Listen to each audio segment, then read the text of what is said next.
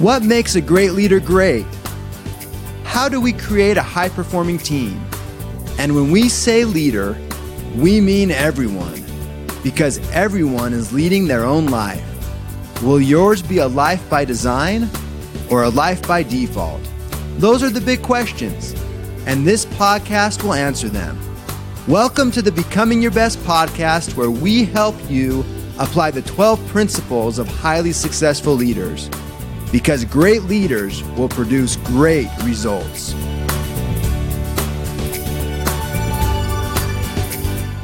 Welcome to our Becoming Your Best podcast, listeners, wherever you may be in the world today. This is your host, Steve Schallenberger, and we are delighted to have you join us. We have a special guest with us today. He's the former Chief Information Officer at Facebook, where he doubled overall productivity to 1.8 million in revenues per employee, making it the most productive company in the world. And he took those lessons learned and used them to create Woven, a company working to re-image how people use their calendars so they can spend time on what matters most to them. And as you know, for our Becoming Your Best listeners, doing what matters most is one of our favorite topics. We welcome Tim Campos. Thank you. Thank you for having me here today. Now, we're excited to have you and get some great productivity ideas. And before we get started, I'd like to tell you a little bit more about Tim. I've shared a little bit, and he's going to share some as well. Tim is the CEO of Woven, and it is an intelligent calendar that helps busy professionals maximize the most valuable asset they have, which is time. And so, Tim, tell us about your background, and especially including any points in your life that were transformational, that have had a big impact and maybe led to what you're doing today. What's your background? Thank you for that invitation. I'll start with some easy stuff. I've always been a technologist. I was fortunate enough that my father always had computers and other things available, and at a very early age, my fancy was taking things apart. Now, sometimes I wasn't very good at putting them back together, so that led to a few choice words between my father and I, which created an incentive to get good at putting them back together. Good idea. That became my passion for technology, and that followed me all the way through college. I was an engineer at UC Berkeley, and started my career as a software engineer, and I have always been building software ever since. But I'd say one of the defining aspects of my life was my first job professionally was at a company called Sybase.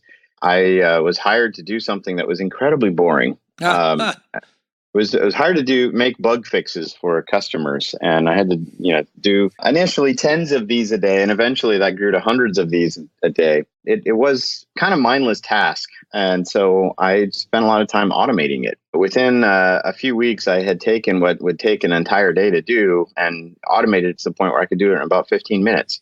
That gave me lots of extra time to do other stuff. So they kept giving me more and more work. And I found that there's really a career in productivity. And I have this passion in part because I'm a little lazy. I don't like to do the same thing over and over again. That led to just a lot more opportunity because I just became very good at finding the things that are easy to get computers to do for you and getting them to do more of that.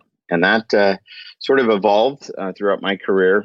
I'll give you one other defining moment. A lot of people ask me how I ended up getting to Facebook.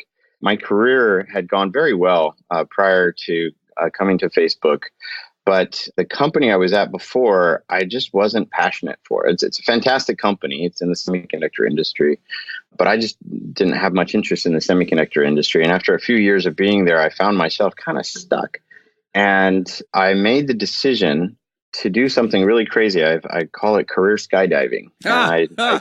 I quit my job without any idea what I was going to do next. That turned out to be quite fortuitous because it was that space that gave me the opportunity to really think about what I wanted to do and what helped create the path that led me to Facebook.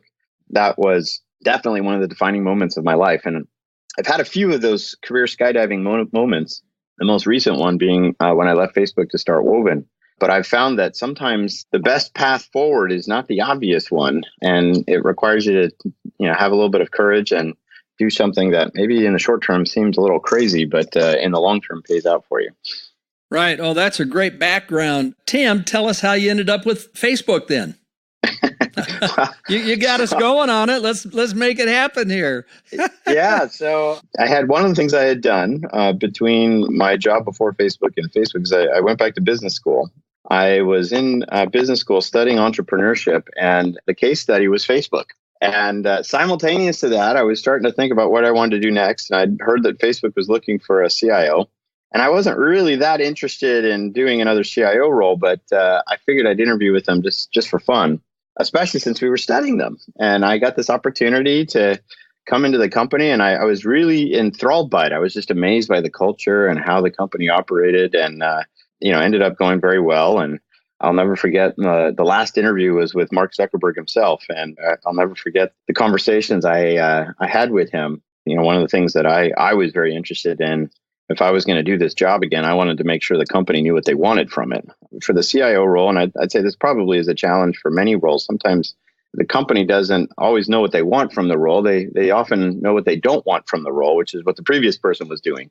In this case, Mark Zuckerberg was quite clear about it. When I asked him this question, he's like, the number one thing I care about is the productivity of the workforce here, both engineers and everybody else. So my task for this role is to make sure that people can get as much done as they can during the day and are not encumbered by technology problems or issues. And I took that to mean implicitly also to include that technology is helping them to get their jobs done. And that's something that I took quite seriously and was a major focus for me during my time at Facebook. Well, fantastic. That's a great story. How long were you at Facebook, Tim? About 6.5 years. So from 2010 until the end of 2016. Okay. That's quite a ride then, isn't it? Oh, yeah. It was, I joined Facebook when it was, I like to say it was kind of like a teenager. It was not a properly formed adult company just yet. And still had a lot of mistakes in front of it, but also growing quite a bit. And, when I joined, there was maybe 1,500 people. And when I left, there was 20,000 employees and another 15,000 contractors, so about 35,000 people total. I mean, it was just an incredible, period of growth and a really exciting time for the company. Yeah, well, what a fun front row seat to see all that happen and be involved in it. Great going. Thank you. Yeah, definitely. I mean, the two things that I would say that are incredible about Facebook, and this is still true to the company today. One is that, they have always been focused on hiring the best people. And so each person who runs their department is a world expert in that field, and they're just exceptional. I've never had an opportunity to work with such a concentration of amazing people as I had at Facebook. And then the second thing is culture. And, they say in business school, culture eats strategy for breakfast. And it's true that when you have everybody rowing in the same direction, you can really accomplish amazing things. And one of the things that Zuck and Cheryl have been really amazing at is culture. They've done a phenomenal job of getting people aligned around the mission and what the company's trying to do. And, there's not a lot of internal politics and stuff considering the size of the company. At least there wasn't when I was there. And really an amazing, amazing group of individuals. Well, thanks for sharing that insight. That's really terrific. And then you went skydiving again. That's right. I love Facebook, and I was really passionate about what I was doing there, but I have also always had the itch to start my own company. And, after a while at Facebook, it became clear to me that if I didn't make the time to do that, it wasn't going to happen. And I wasn't getting any younger. So I decided to start thinking about things and let the company know that I was planning to leave. And they were very gracious and gave me several months to work on the ideas that became Woven, while simultaneously we sourced for a replacement for me. When all that was in place, I left the company in November, and my co-founder and I, who's also a Facebook employee, we started fundraising immediately after leaving. We were able to get funding very quickly to start the company, and that began our journey with Woven, which is a whole other story and challenge in and of itself. Well, great. Well, tell us about Woven. One of the things that I was very interested in and focusing on when I left Facebook was something really meaningful. And when I was looking at problems that exist One of the problems that I saw as a major challenge for us at Facebook, and I saw this at my previous companies, was just the whole issue of time. In today's day and age, a much larger percentage of the workforce are knowledge workers. And the difference of a knowledge worker than, say, like a manufacturer is a knowledge worker, their success is based on the ideas and creativity that come from their minds. And that is a function of their time, how they choose to spend and allocate their time. So that you can dramatically impact the productivity of a knowledge worker by optimizing how they spend their time. If, for example, you take a manager or a salesperson and you give them tons and tons of paperwork and emails to respond to, they're not going to be very effective. They're going to spend a lot of time dealing with that and not talking to people. On the other hand, if you give them the optimum amount of time to deal with customers in the case of sales or to deal with their employees in the case of a manager, they can be highly effective. And the only difference there is the choice of time allocation. So this space seemed really, really interesting to me. On top of that, most of us don't really have very good tools for managing time. The tool that's most commonly used is the calendar. The calendar is very good for telling us we have something to do today at 10 a.m. Great. Let's make sure that we don't do something else at the same time.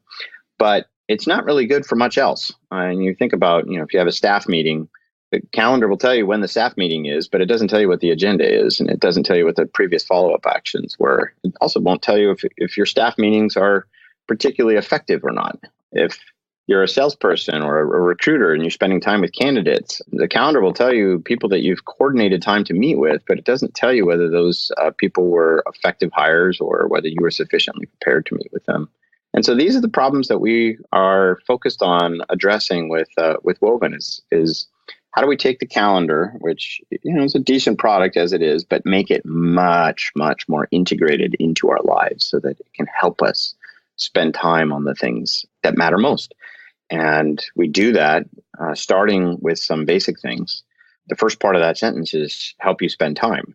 In the case of the calendar, we help you schedule. And we teach the calendar what all the different kinds of events that you have, the difference between, say, personal like date night with your spouse and say a customer meeting or a board meeting.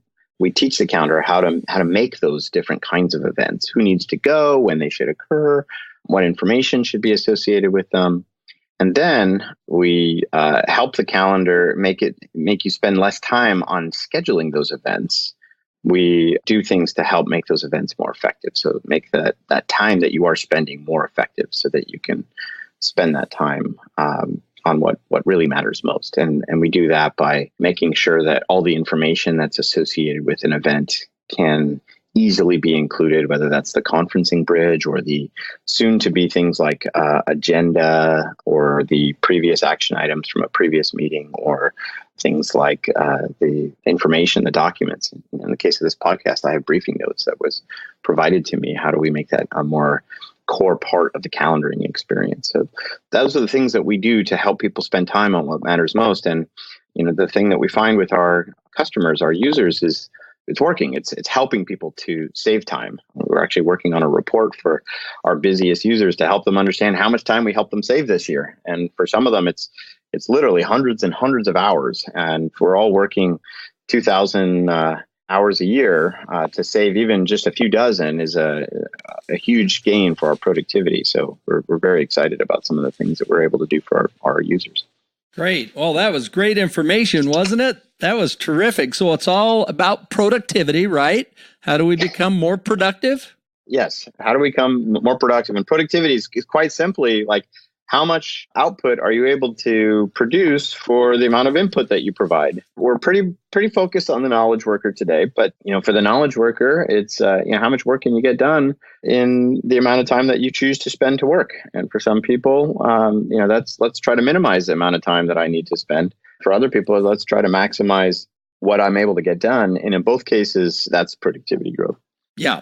Okay. Well, let's see, Tim, do you mind if we talk a little bit about some of the comments you just made? That sounds great. I'm sure absolutely. Listeners like to know more about it. So really three things. One is you talked about, say, salespeople being able to have a tool or a process that allows them to spend more time talking with customers.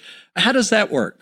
So, a lot of the issues for salespeople is, first and foremost, how do they get time on their customer's calendar? Usually when a salesperson is doing a reach out to a customer, they work at different companies. So there's not an easy way to solve the problem of what's the coincidence of time that works for both parties. This is something that Woven does exceptionally well.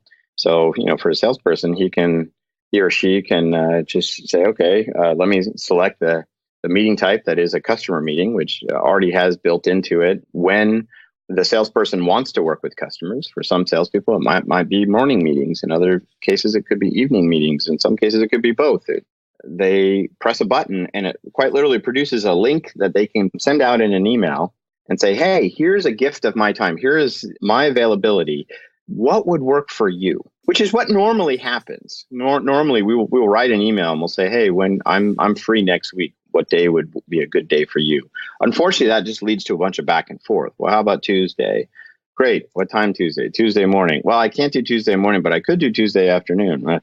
We eliminate all that because this link has all the availability that the salesperson wants to give, whether that's their entire calendar or just a tiny piece of it. And the customer on the other side only has to press one button, which is which of those times works best for them.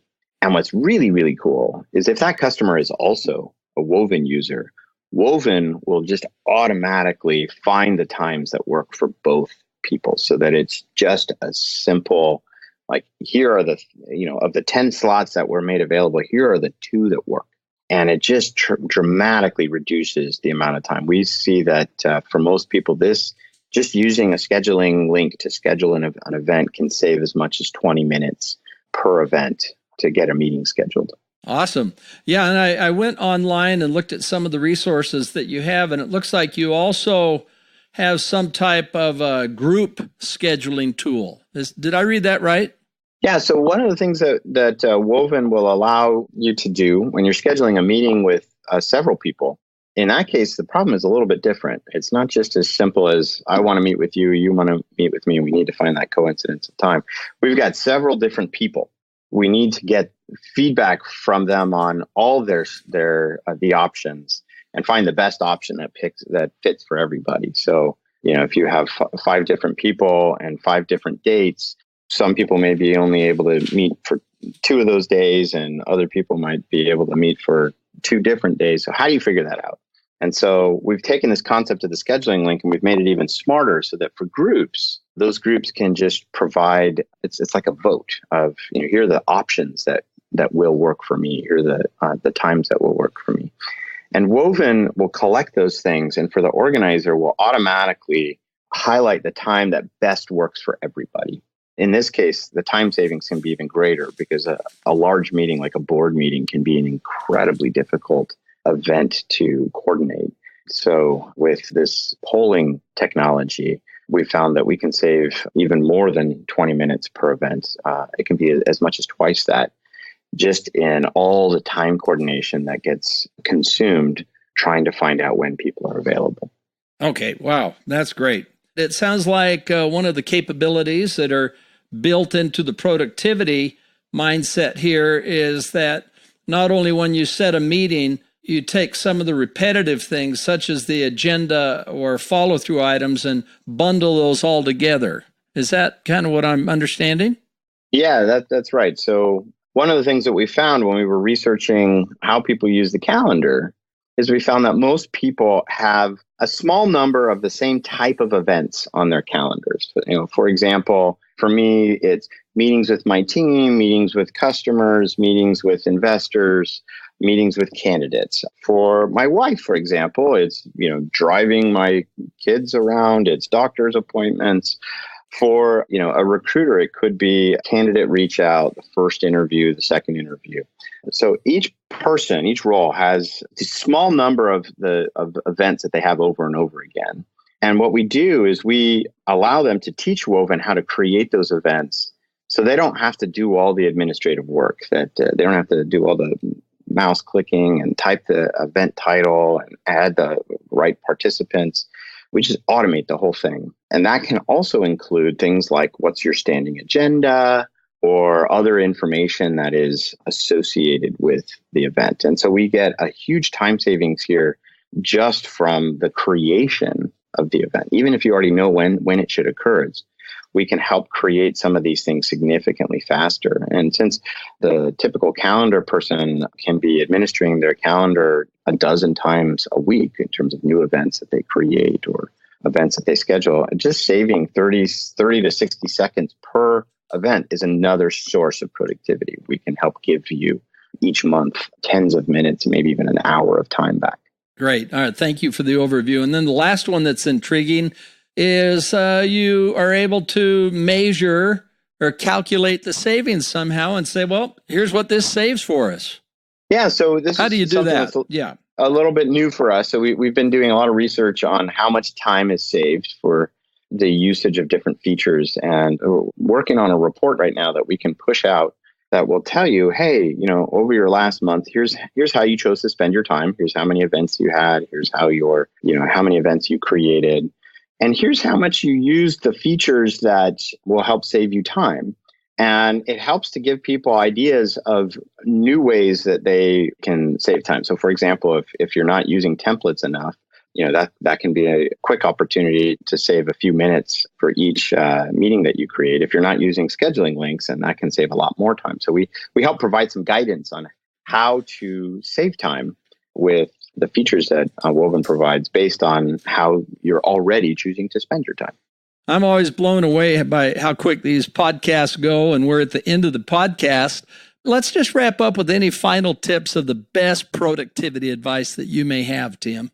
Well, one of the things that I've definitely found, and this is not just a recent finding, this is just absolutely true in life. We are what we choose to spend our time on. If you're someone who's very much about philanthropy and giving, that isn't just defined by you deciding that that's who you are. That's defined by that's how you spend your time. Or if you're someone who's very much, passionate about your family or your friends or your job. So we are how we choose to spend our time. And so the number one thing that I have found that is the most valuable gift people can give themselves is to save that time, reserve the time for the things that they feel like they're not doing enough of. Put it on your calendar, schedule it so that you don't put anything else during that time, and then honor that time. So when it comes time for that time that you scheduled on your calendar for yourself, spend it on the things that you said that you would. And it's amazing how just in a few weeks, sometimes even less than that, it can have a dramatic impact on the outcomes of the things that you're focused on. Okay, well, that is fascinating. Great thought. And Tim, how can people find out about what you're doing? Well, there's some easy ways. Woven, you can search for us on Google, go to woven.com. We are also in many application stores on the Windows, Mac, and iOS app stores. Once again, just search for Woven. And then if people are interested in following some of the tips and tricks that I have, they can follow me on Twitter. My Twitter handle is tcampos, TCAMPOS.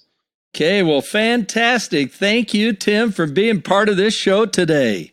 Thank you for having me. This has been a great use of time. I've really enjoyed your questions. Oh, you bet. Yeah, we talk a lot about becoming your best. Well, learning how to be highly productive and using time well is one of the things that can really supercharge that. And this has been a great visit for me, and I'm sure for our listeners as well. So we wish you the best in making a difference in the world. Well, thank you very much. I appreciate that. You bet. And to all of our listeners, never forget that you're making a difference every single day, that as you work on becoming your best, as you work on increasing your productivity, literally, you're making the world a better place, your life a better place, those that you work with. So it's been a privilege having you with us today on this show. This is Steve Schallenberger with Becoming Your Best Global Leadership, wishing you a great day. Thank you for listening. Would you like help to apply the 12 principles of highly successful leaders in your life, in your family, or in your organization? Call us today at 888-690-8764 to speak with a helpful representative to evaluate your situation and how we can help. Or you can visit becomingyourbest.com. Whether it's a corporate training event, keynote, workshop, trainer certification, or personal coaching, it would be our pleasure to serve your needs. Once again, call 888-690-8764 or visit becomingyourbest.com today.